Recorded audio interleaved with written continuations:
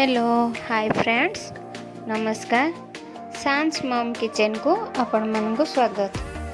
आज मु शिवरात्रि उपलक्षे गोटे पणा बनी सेटा होची सागु पणा।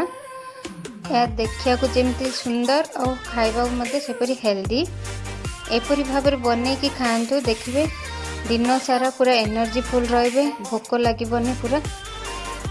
चलंतु किपरि बनैबो तार प्रिपरेशन मु देखौची। सागु पणा करिया पई मु एठी सागु 4-5 घंटा आगुरु भिजे की रखि देछि और पूरा भिजी गलानी। और सेथिरे पकेया पई मु एठी ग्रीन ग्रेप्स माने ग्रीन कलर अंगूर कला अंगूर एप्पल डालिंब कदली किछि नडिया पुर और किछि काजू आउ दही नहीं। चलतु वर्तमान बनैबा। वर्तमान मैं एपरे गोटे बाउल नहीं सागु को बाहर कर दीजिए।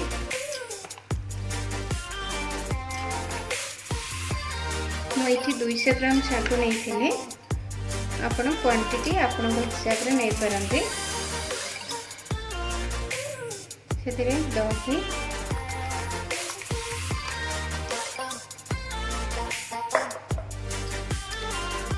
से नड़िया कोर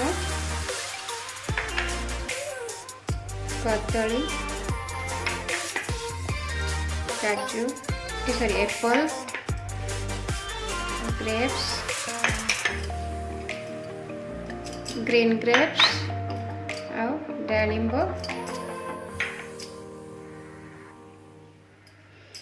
चीनी चीनी भी मु 200 ग्राम सागु 100 ग्राम पर चीनी नहीं। आपण मीठा आपण हिसाब से नहीं पारंती। वर्तमान चीनी रे मेल्ट हला जाए टिके घांटी दियंतु।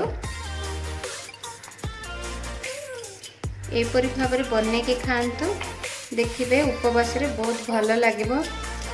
मु नडिया भी पूरा कौळ नडिया नहीं। कौळ नडिया नेले डाइजेशन हो जाई थाए।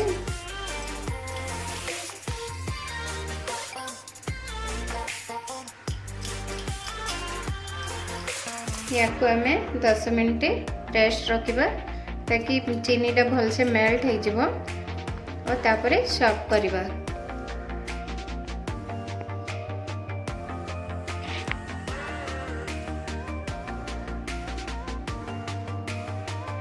वर्तमान 10 मिनट हो गला चीनी भी भिजी जाइथिबो।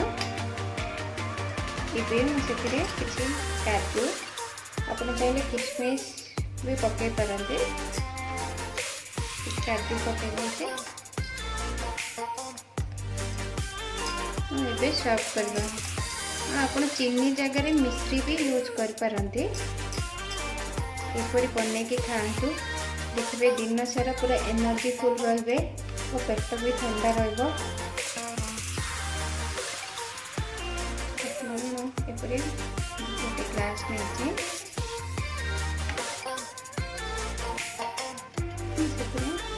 नड़िया कर रखी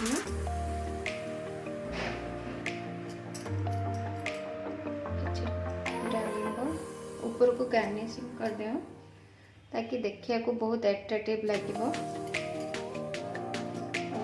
काजू